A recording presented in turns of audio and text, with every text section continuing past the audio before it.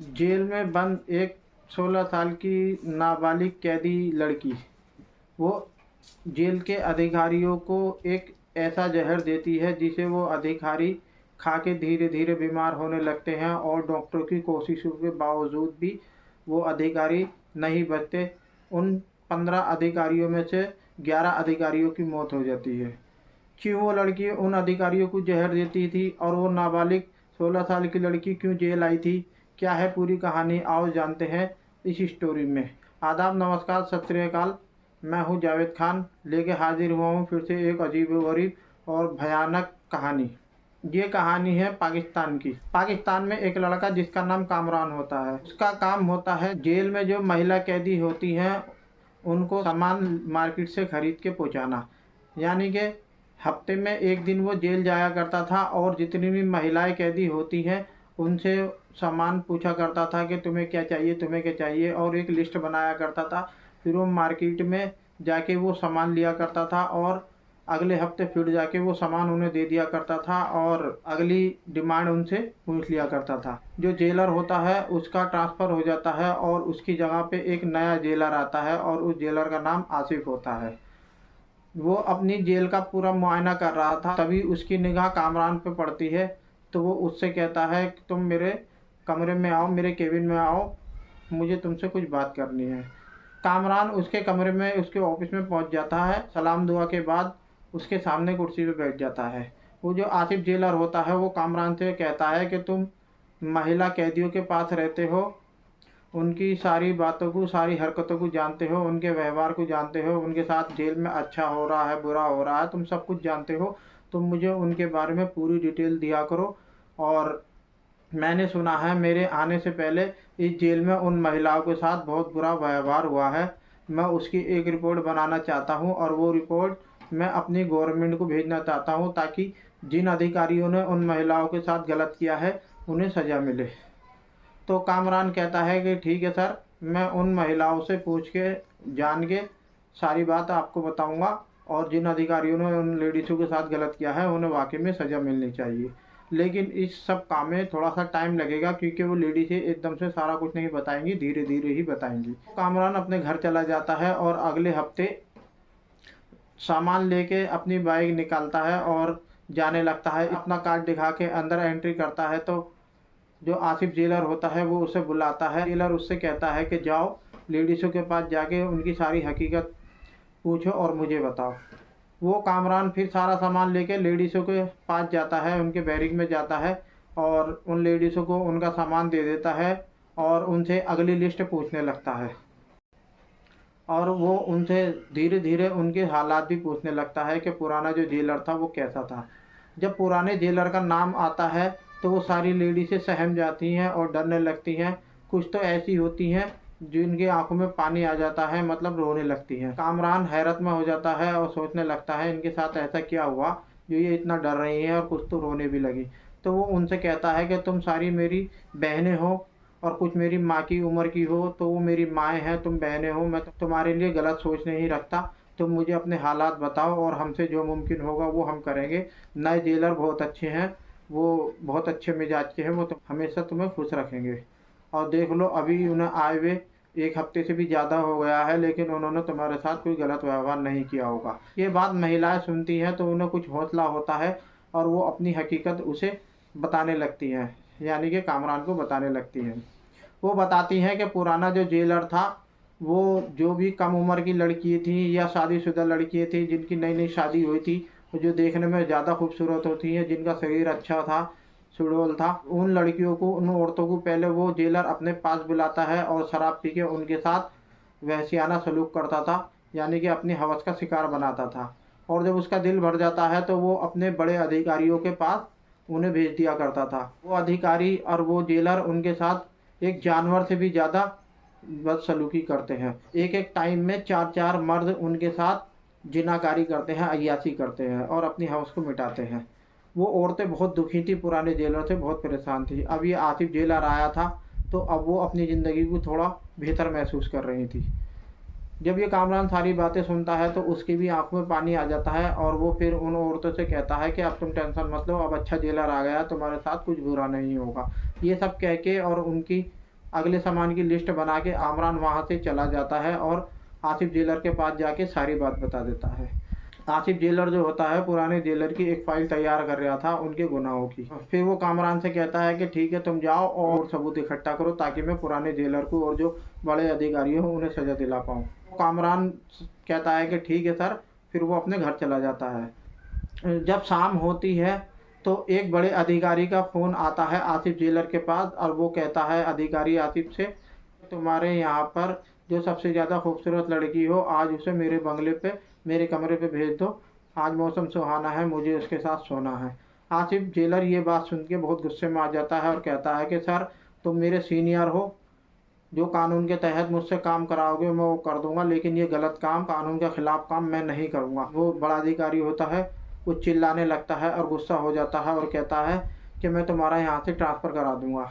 तो आसिफ जेलर कहता है कि ठीक है तुम मेरा ट्रांसफ़र करा दोगे कोई बात नहीं, लेकिन मैं अपने सामने ये जुल्म और ये गंदा काम नहीं होने दूंगा। वो जो बड़ा अधिकारी होता है फिर अगले दिन आसिफ जेलर का ट्रांसफ़र करा देता है और अपने मर्जी का एक जेलर वहाँ अपॉइंट करा देता है। जब कामरान अगले हफ्ते लेडीज़ों का सामान लेके आता है और उन औरतों के पास जाता है सामान देने के लिए, तो उसमें से बहुत सारी औरतें जो है उदास बैठी होती हैं, टेंशन में बैठी होती हैं। तो वो कामरान उनसे जाके कहता है कि तुम क्यों टेंशन में हो, क्या बात है। तो वो औरतें कहती हैं कि वो आसिफ जेलर का ट्रांसफ़र हो गया है, वो बहुत अच्छे जेलर थे, से वो आए थे, हमारी ज़िंदगी बहुत अच्छी कट रही थी जेल में, बहुत सुकून में थे हम।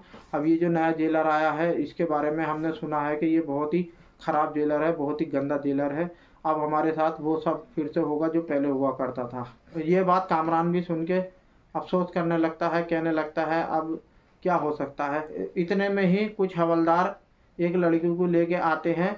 उस लड़की की उम्र लगभग 16 साल होती है और वो देखने में बेइंतहा खूबसूरत होती है। अगले हफ्ते कामरान उन कैदी महिलाओं का सामान लेके जाता है और उन्हें सारा सामान बांट देता है और उनके पास बैठ जाता है।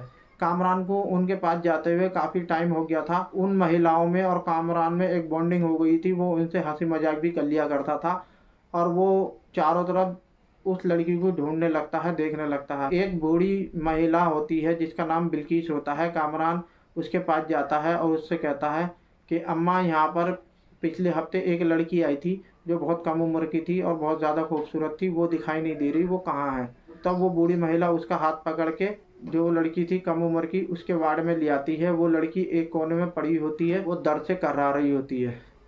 तो वो कामरान फिर उस बिल्किस महिला से कहता है, यानी कि बूढ़ी महिला से कहता है कि इसे क्या हुआ, ये क्यों कर्रा रही है। बिल्किस महिला जो होती है वो उस कामरान से कहती है कि ये भी जेलर के जुर्म का, जेलर की हवस का शिकार हो गई है। इसे जेलर रात अपने वार्ड में ले गया था और उसने शराब पी के इसके साथ सारी रात अय्याशी की है। ये कम उम्र की लड़की है, इससे ये जुर्म, ये अय्याशी झेली नहीं गई, इसे बर्दाश्त नहीं हुई और इसे दर्द हो रहा है। कामरान अफसोस करता है और उदासी में उस जेल से निकल आता है और अपने घर चला जाता है। उतने में ही कामरान की शादी हो जाती है और इस हफ्ते कामरान शादी की वजह से जेल नहीं जाता। फिर अगले हफ्ते वो जेल जाता है और उन महिलाओं का सारा सामान उन महिलाओं को दे देता है और इधर उधर देखने लगता है, लेकिन फिर से वो लड़की उसे नज़र नहीं आती। तो फिर वो बिल्किस से पूछता है, यानी कि उस बूढ़ी महिला से पूछता है कि आज भी वो लड़की नज़र नहीं आ रही, कहाँ है वो। तो वो बूढ़ी महिला जो होती है बिल्किस, वो उसे फिर से उसके वार्ड में ले आती है और कहती है कि देखो ये पड़ी है, आज फिर इसके साथ बहुत वैश्याना सलूक हुआ है। आज तो फिर इसे 4 बड़े अधिकारियों ने अपनी हवस का शिकार बनाया है और आज इसकी बहुत बुरी हालत है। कामरान उस लड़की के पास बैठ जाता है और कहता है कि तुम्हें कोई चीज़ मंगानी हो मार्केट से तुम मुझसे बता सकती हो। कैदी लड़की होती है वो उठ के बैठ जाती है और कामरान से कहती है कि तुम मुझे बाल सफ़ा करने की क्रीम ला के दे देना। ऐसी ही हर हफ्ते वो लड़की उससे क्रीम मंगाया करती थी। कामरान ये सोच के हैरान हुआ करता था कि एक क्रीम महीनों में भी खर्च नहीं होती और ये लड़की हर हफ्ते क्रीम मंगाती है, ये इतनी क्रीम का क्या कर रही है। कामरान महिलाओं का सामान लेके फिर से जेल जाता है। जब वो जेल जाता है तो वो महिलाओं का सामान महिलाओं को दे रहा होता है, तभी इधर उधर देखता है, फिर से वो लड़की नज़र नहीं आती। तो वो जो बिल्किस महिला थी, बुजुर्ग महिला थी, उससे वो पूछता है कि क्या आज फिर उस लड़की के साथ जुर्म हुआ है। वो लड़की वहीं है। तो जब जाके देखता है तो आज उस लड़की की और दिनों से भी ज़्यादा बुरी हालत होती है और वो लड़की बहुत ज़्यादा तड़प रही होती है दर्द में। कामरान उसके पास भी नहीं जाता, उससे बात भी नहीं करता। जेलर के कमरे में जाता है और उससे कहता है कि सर मुझे तुमसे कुछ बात करनी है। जेलर कहता है ठीक है बात कर। तो कामरान जेलर से कहता है कि सर यहाँ जो महिलाओं के साथ अत्याचार हो रहा है, उनके साथ जो रेप हो रहा है वो अच्छा नहीं हो रहा। महिलाएं मुझे बताती हैं ये काम अच्छा नहीं हो रहा, उन्हें बहुत दर्द होता है, बहुत अफसोस है इस बात का कि जेल में महिलाएं आती हैं सुधरने के लिए, लेकिन यहाँ सुधरने की जगह और उनके साथ गलत हो रहा है। ये सब बात सुन के जेलर भड़क जाता है और कहता है कि तुम्हारी हिम्मत कैसे हुई हमारे काम में दखल अंदाजी करने की। हम जेल में कुछ भी करें, हम यहाँ के मालिक हैं, तुम हो नौकर, तुम्हारा जो काम है वो करो, आगे से तुम जेल में नहीं आ सकते, तुम्हें हम नौकरी से निकाल रहे हैं। ऐसे कह के वो कामरान को अपने ऑफिस से निकाल देता है और उसका जेल में जाना बंद कर देता है। कामरान बहुत परेशान होता है, बहुत उदास होता है, क्योंकि वो ही उसका कमाने का एक जरिया था और कोई काम धंधा उसके पास नहीं था। वो सोचता है मैं बेरोज़गार हो गया हूँ, अब मेरे घर पर पत्नी है, उसके भी खर्चे हैं और अपने भी खर्चे हैं, कैसे इन्हें पूरा करूँगा। इस जेलर ने मुझे निकाल दिया, मुझसे कोई काम भी नहीं आता। वो बहुत टेंशन में होता है। वो अपने दोस्त से ये सारी बात बताता है और कहता है कि ऐसा कुछ चक्कर चला यार, मैं जेल में परमानेंट हो जाऊँ, मुझे कोई भी जेलर जेल जाने से ना रोके। वो जो कामरान का दोस्त होता है उसके जो अब्बा होते हैं यानी कि पिता होते हैं, वो हाई कोर्ट के जज होते हैं। वो कुछ ऐसा चक्कर चलाते हैं जिससे कामरान जेल में परमानेंट हो जाता है। तो अगले हफ्ते उन महिलाओं का सामान लेके जेल में पहुंचता है तो उसे कोई नहीं रोकता और जेलर भी उसे देख के कुछ नहीं कर पाता। जेल में जाता है महिलाओं के वार्ड में तो देखता है कि सारी महिलाएं एक जगह बैठी हैं और उनके बीच में एक लड़की बैठी है और वो कुछ कर रही है। वो सारी महिलाएं एकदम खामोश हो जाती हैं और वो लड़की भी कुछ छुपाने लगती है। तब वो कामरान कहता है कि तुम जो कर रही हो मैंने देख लिया है, मुझे बताओ ये तुम क्या कर रही हो। तब वो लड़की कहती है तुम्हें इस बात से कोई मतलब नहीं होना चाहिए, हम यहाँ क्या कर रहे हैं। तो कामरान कहता है कि तुम मुझे सच सच बताओ तुम क्या कर रही हो, वरना मैं जेलर से कह दूंगा। तब वो लड़की कहती है कि मैं साइंस की स्टूडेंट हूँ, जो मैं तुमसे क्रीम मंगाया करती थी उसके ज़रिए ऐसी दवाई तैयार कर रही हूँ जिसे खा के किसी भी इंसान को ऐसी बीमारी लग सकती है जिसका इलाज कोई डॉक्टर भी नहीं कर सकता। तो वो कहता है कि तुम किसे ये दवाई खिलाना चाहती हो। तब वो कहती है कि जो जो हमारे साथ जुर्म करते हैं, जो जो हमारे साथ अय्याशी करते हैं, हम ये दवाई उन्हें खिलाना चाहते हैं। इमरान कहता है तो ऐसे तो बहुत अधिकारी मारे जाएंगे, बहुत लोग मारे जाएंगे, सारे पाकिस्तान में हाहाकार मच जाएगा। वो लड़की ये बात सुन के कामरान की कहती है कि जब हमारे साथ गलत काम होता है तब तो कोई नहीं आता और मैं ऐसा काम कर दूंगी, 10 12 या 15 अधिकारी मारे जाएंगे, हमारी जान बच जाएगी तो क्या बात है, हम अपना आप को बचाने के लिए कुछ तो करेंगे। बस तुम्हें खुदा का वास्ता है, तुमने हम मुझे बहन कहा है, उस बहन भाई का वास्ता है कि तुम ये बात किसी से मत कहना, जो हम कर रहे हैं हमें करने दो। तो कामरान ये बात सुन के चुप हो जाता है और कहता है कि ठीक है मैं किसी से नहीं कहूँगा, लेकिन तुम मुझे अपनी पूरी कहानी सुनाओ, तुम किस केस में यहाँ पर आई हो। फिर वो लड़की जो होती है उस लड़के का नाम होता फातिमा। वो लड़की अपने बारे में बताती है कि मेरा पिता एक गरीब इंसान था और वो रेहड़ी पटरी लगा के फल बेचा करता था, लेकिन वो मजदूरी में इतने पैसे बचा लिया करता था जो मेरी पढ़ाई करा सके। मैं पढ़ने में अच्छी थी और मेरा फेवरेट सब्जेक्ट साइंस था। मैं चाहती थी कि कुछ ऐसा नया एक्सपेरिमेंट करूं जिससे हमारे पाकिस्तान का पूरी दुनिया में नाम हो और मेरा भी नाम हो। अपने कॉलेज के बाद एक लैब में जाया करती थी कि रिसर्च करने के लिए, एक्सपेरिमेंट करने के लिए। वहाँ पे जो मेरे सर थे वो मुझे एक्सपेरिमेंट कराया करते थे, रिसर्च कराया करते थे। जब सारे स्टूडेंट चले जाया करते थे तो वो मुझे रोक लिया करते थे, कहते थे कि मैं तुम्हें सबसे अलग कुछ सिखाना चाहता हूँ, तो मैं भी रुक जाती हूँ। वो सिखाते सिखाते कभी मेरा हाथ पकड़ लेते थे, कभी मेरे कमर पे हाथ रख दिया करते थे, कभी मेरी जांग पे हाथ रख दिया करते थे। मैं नोटिस नहीं करती थी, मैं सोचती थी वैसे ही ये नेचुरली ही हाथ रखते हैं। एक दिन वो मेरे साथ ज़बरदस्ती करने लगते हैं तो मैं कहती हूँ कि ये तुम क्या कर रहे हो, तुम तो मेरे टीचर हो, सर हो, मेरे बाप के बराबर हो, तुम ये सब क्यों कर रहे हो। लेकिन वो टीचर नहीं मानते और मुझे दबा लेते हैं, गिरा लेते हैं, मेरे साथ ज़बरदस्ती करके मेरा बलात्कार कर देते हैं। मैं बहुत रोती हूँ, चिल्लाती हूँ और अपने घर आ जाती हूँ। लेकिन मैं शर्म की वजह से अपने माँ बाप से ये बात नहीं बताती। वो जो मेरे प्रोफेसर थे मुझे रोज़ रोक लिया करते थे सब स्टूडेंट के जाने के बाद, और मेरे साथ रोज़ ऐसे ही किया करते थे। एक दिन मैं प्रेग्नेंट हो जाती हूँ और ये प्रेग्नेंट होने वाली बात मेरे पिता को पता लग जाती है, जिन्हें बहुत सदमा पहुँचता है और वो इस सदमे में मर जाते हैं। मेरा घर वीरान हो जाता है और मैं बहुत रोती हूँ। फिर अपनी लैब पहुँचती हूँ और अपने प्रोफेसर से कहती हूँ कि सर अब तुम मुझसे शादी कर लो, मैं तुम्हारे बच्चे की माँ बनने वाली हूँ, मैं प्रेग्नेंट हो गई हूँ। तो वो कहते हैं कि मैं तो पहले से ही शादीशुदा हूँ, मैं तुम्हें अपनी पत्नी नहीं बना सकता, ऐसे ही तुम मेरे साथ रहो, मैं तुम्हारा खर्चा पानी देता रहूँगा। मैं कहती हूँ कि मैं बिना पत्नी बने तुम्हारे साथ नहीं रह सकती। फिर वो मुझे धमकाते हैं, डराते हैं, कहते हैं मैंने तुम्हारी अश्लील वीडियो बना ली है, फ़ोटो खींच लिए हैं, अगर तुम मेरा कहना नहीं मानोगी तो मैं इसे वायरल कर दूँगा और तुम्हारी ज़िंदगी को नर्क बना दूँगा।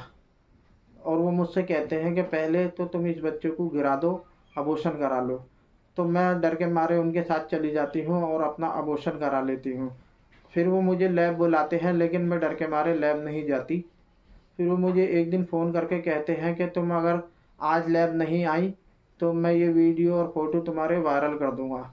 मुझे ये बात सुन के बहुत गुस्सा आता है और मैं लैब चली जाती हूँ और दिल में सोच लेती हूँ कि आज मुझे कुछ ना कुछ करना है और इस मुसीबत से छुटकारा पाना है। जब मैं लैब जाती हूँ तो सारे बच्चे चले जाते हैं, तो जो मेरा टीचर था मेरे पास आता है और वो मेरे साथ फिर से वही गंदा काम करने की कोशिश करता है, अश्लील काम करने की कोशिश करता है। मुझे बहुत गुस्सा आता है और लैब में ही एक रोड रखी थी लोहे की, मैं उठाती हूँ, रोड में अपने टीचर के सर में मार देती हूँ और मारती ही चली जाती हूँ, जिससे मेरा टीचर मर जाता है। अपने टीचर के मर्डर केस के जुर्म में मैं इस जेल में आई हूँ। कामरान उसकी बातें सुन के बहुत अफसोस करने लगता है और वो कहता है कि ठीक है, जो तुम करना चाहती हो करो, मैं किसी से कुछ नहीं कहूँगा। और कामरान अपने घर आ जाता है। उसी दिन शाम को जेलर फिर उसे फातिमा को अपने कमरे में बुलाता है उसके साथ अय्याशी करने के लिए। तो वो जो फातिमा ने क्रीम से दवाई बनाई थी, यानी कि स्लो पॉइजन बनाया था, जहर बनाया था, वो अपने साथ लेके जाती है। तो वो जेलर अय्याशी करने से पहले दारू पीता है, फातिमा से कहता है कि तुम एक पैक बना के ले आओ मेरे लिए। फातिमा पैक बनाने जाती है तो पैक बनाते समय वो उसकी शराब में वो दवाई मिला देती है और वो उसे पिला देती है। फातिमा फिर सुबह को जेल में वापस आ जाती है। इसी तरीके से फातिमा ने जितनी भी कैदी महिलाएं थीं सबको वो दवाई दे दी थी और वो महिलाएं जितने भी मर्दों से मिलती थी, अधिकारियों से मिलती थी, सबको वो जहर दे चुकी थी। वो जितने भी अधिकारी थे, लगभग 14 अधिकारी थे और उसमें एक नेता भी था। नेता भी जेलरों से सेटिंग रखते थे और उन्हें अपने रसूख का पावर दिखा के, और वो भी जो अच्छी लड़कियां होती थी उनके साथ संबंध बनाया करते थे, जिसमें से 14 अधिकारी और एक नेता बीमार हो जाता है। और ऐसा बीमार हो जाता है जिसमें पाकिस्तान के जितने भी डॉक्टर होते हैं वो सब परेशान हो जाते हैं और वो कह देते हैं ये इनकी जो बीमारी है लाइलाज है, इनका कोई इलाज नहीं हो सकता। 14 अधिकारी और एक नेता में से 11 अधिकारियों की मौत हो जाती है। तो जिन अधिकारियों की मौत होती है वो बड़े लेवल के अधिकारी थे। ये बात मीडिया में फैल जाती है, सुर्खियों में आ जाती है, सोशल मीडिया में तैर जाती है और पूरा पाकिस्तान में हाहाकार मच जाता है कि एक ऐसी बीमारी फैली है 14-15 अधिकारियों में, जो एक ही तरह की बीमारी है और जो लाइलाज है। जब ये मीडिया में फैल जाती है तो उस लड़की तक भी ये खबर पहुंचती है। तो वो लड़की कामरान से कहती है कि तुम मेरे लिए एक काम कर दो। तो वो कामरान कहता है कि मैं क्या काम करूं बताओ। तो वो कहती है कि तुम मुझे मीडिया वालों से मिलवा दो, मुझे को स्टेटमेंट देना है। तब कामरान एक मीडिया वाले से बात करता है और वो कहता है कि जेल में एक लड़की फातिमा नाम की है, वो कुछ स्टेटमेंट देना चाहती है जो ये 11 अधिकारी मरे हैं तो उनके बारे में। वो पत्रकार भी खुश हो जाता है, उसे भी कुछ ऐसी न्यूज़ मिलने वाली थी जो तहलका मची हुई थी उसके लिए। तो वो पत्रकार फिर कामरान के साथ चला जाता है और उस लड़की से स्टेटमेंट लेता है। फातिमा पत्रकार से अपनी सारी कहानी बताती है कि कैसे वो जेल आती है और कैसे उसके साथ वहाँ रेप होता है और वो कैसे दवाई बनाती है और कैसे वो स्लो पॉइजन उन अधिकारियों को खिलाती है और वो कैसे अधिकारी मरते हैं। मतलब टोटल अपनी बात उन्हें बताती है। फिर वो पत्रकार जाके अपने चैनल पे ये वीडियो वायरल करता है और अखबारों में ये बयान छपता है जो फातिमा ने बनाया था। पूरे पाकिस्तान में तहलका मच जाता है। हर बच्चे की ज़बान पे, हर औरत मर्द की ज़बान पे सिर्फ फातिमा का ही नाम होता है। सब फातिमा के साथ में आ जाते हैं और इसके लिए प्रदर्शन करने लगते हैं और कहते हैं कि उसे छोड़ा जाए, फातिमा के साथ बहुत गलत हुआ है, वो बेगुनाह है, उसे छोड़ा जाए। जब ये प्रदर्शन ज़्यादा तूल पकड़ते हैं तो वहाँ की जो गवर्नमेंट होती है वो भी इस कहानी को नोटिस करती है और वो कोर्ट से आग्रह करती है कि इस लड़की को छोड़ दिया जाए।